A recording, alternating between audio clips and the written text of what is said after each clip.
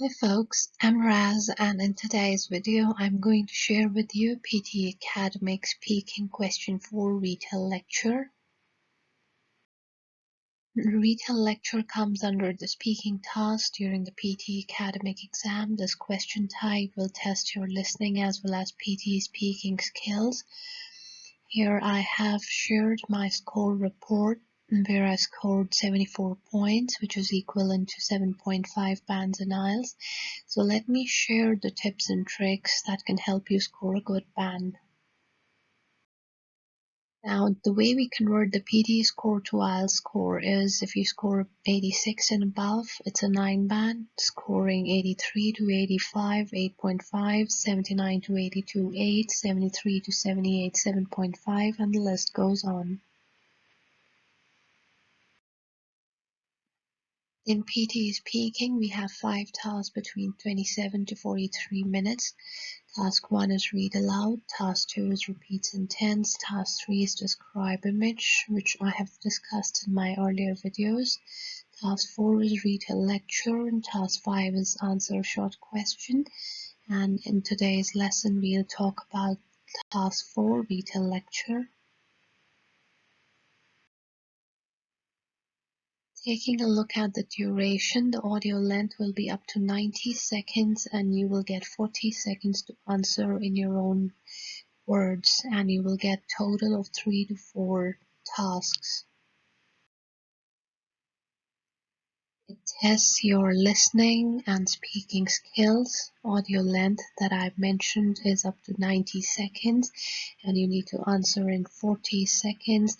10 seconds is given to prepare before the recorder starts. You must speak for at least 38 seconds and complete your answer with key highlights from the lecture. You must finish speaking before the progress bar reaches the end. Do remember that if you're silent for more than 3 seconds, the recorder will stop recording your voice. The other thing is retail lecture scores based on 3 categories. The first is content. Make sure you include numbers, important dates, points. Oral fluency is scored by determining if your rhythm, phrasing, and stress are smooth. And pronunciation is the judge based on how well your speech is understood by the native speaker, so make sure you speak clearly and in natural tone.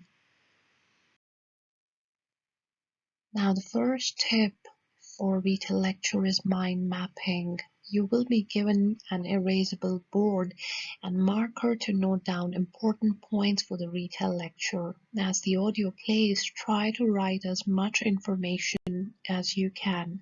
If possible, jot down dates, places, and numbers which are important to increase the score of content. You can also use the symbol to remember. Like example, use down arrow to show decrease in quantity you use initially for long words.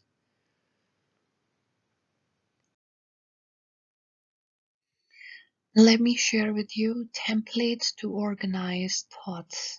To speak clearly and up to the point, you must be ready with a template. The template will help you to achieve the maximum score and avoid any mistakes on the exam day. So the template 1 can be like the speaker was discussing, then talk about the topic she or he added, key point 1. He or she mentioned, key point 2, he or she discussed, key point 3, finally he or she suggested that last key point.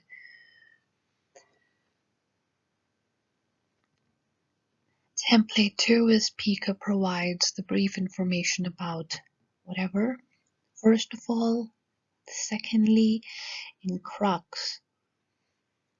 Template 3, the lecture describes the information about, to begin with, in addition to this, lastly, to conclude. The important thing that you should be keeping in mind before using the template is grammar. Use appropriate filters and proper sentence structure. And the last template is the main idea of the lecture was about the impacts of main topic. First and foremost, the speaker was discussing. He then talked about phrase 2 and 3. Finally, he mentioned phase 4 and 5. Overall, it can be concluded that this lecture is having crucial information about the topic, strongly supported by important facts and figures, and have great impact on the main topic. It's time to do some practice. Let's take a look at the first PTE exam question on healthcare. Listen to the following audio and retell the lecture in your own words. You'll have 40 seconds to give your response. Now, first, let's take a look at what the lecture is about. According to the World Health Organization, 400 million people worldwide have no access to essential health care. That's a staggering number of people. Some of those services include things like basic sanitation and clean water, prenatal care, and vaccinations or immunizations for children. Many things contribute to this crisis. Sometimes people live too remotely to get timely care if an emergency occurs. Even when living in a city, the patient-to-doctor ratio can be as high as 50,000 people to just one doctor, making it impossible for that doctor to meet the demands of healthcare in that area. These are valuable people made in the image of God who are physically suffering. Many of them without a personal relationship with Christ. So we do this with a week on hands-on training consisting of a variety of topics like basic sanitation and hygiene, taking vital signs, wound care and infection prevention, basic birth assisting, and emergency skills. Those who participate in the training then have practical skills and supplies to care for others in their community in a way that glorifies God and opens the door for sharing the gospel in a new way. Now the audio finishes, so you will have 40 seconds to answer. So first let's do the mind mapping. So here my key notes can be WHO and 400 M people means million people. No access, healthcare, sanitation, water, vaccine, prenatal, people, remote area, one doc, 50,000 people, training, aware, basic hygiene, wound, infection. And so let's take a look at the response. According to the WHO, 400 million people do not have access to important healthcare facilities like basic sanitation, pure water, vaccinations, prenatal care, etc. This mainly happens because most of the people live in the remote areas where the doctor-patient ratio is one doctor for 50,000 people. We provide training for people to make them aware about basic hygiene, wound and infection care. With such training, people can also care for others in a glorified way.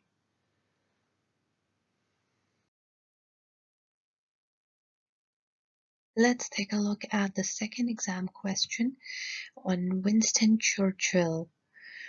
Winston Churchill was a British politician famous for his leadership of the United Kingdom during World War II. He was also a Nobel Peace Prize nominee, winner of the 1953 Nobel Prize for Literature, and the first person to be made an honorary citizen of the United States.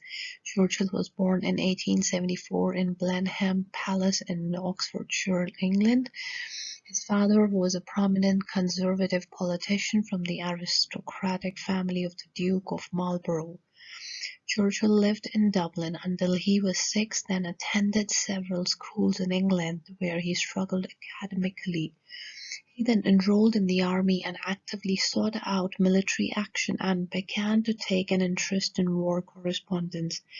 In 1895, Churchill traveled to Cuba to observe the Spanish army fighting the Cubans.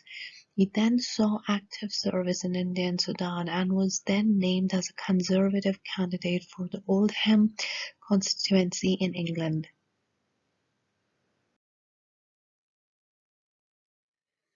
He was unsuccessful in his political campaign, so he obtained a commission to act as a war correspondent in the Second Boer War in South Africa. He was captured and imprisoned in a prisoner of war camp in Pretoria in South Africa, but escaped and rejoined his troops and continued fighting. He then returned to England and published his experiences, and once again stood for the Oldham constituency in the general election of 1901. Alright, so it's time for us to do man mapping. Winston, famous British leader, WW2, won Nobel Literature 1953, honorary US citizen, born 1874, England, that conservative politician, till 6 lived in Dublin, studied in many schools, academic performance poor, enrolled in army, went to Cuba, witnessed fight between Spain and Cuba. Unsuccessful political camp, imprisoned one, escaped. So let's take a look at the response now. According to the speaker, Winston Churchill was a famous British leader during World War II. He won Nobel Prize for Literature in 1953 and became an honorary citizen of the US. He was born in 1874 in England. His father was a conservative politician. Churchill lived in Dublin until the age of 6. He then studied in many schools in England where his academic performance was poor. Then he enrolled in the army and went to Cuba to witness a fight between Spanish and Cubans. His political campaigns remained unsuccessful. He was also imprisoned once but escaped and continued fighting again.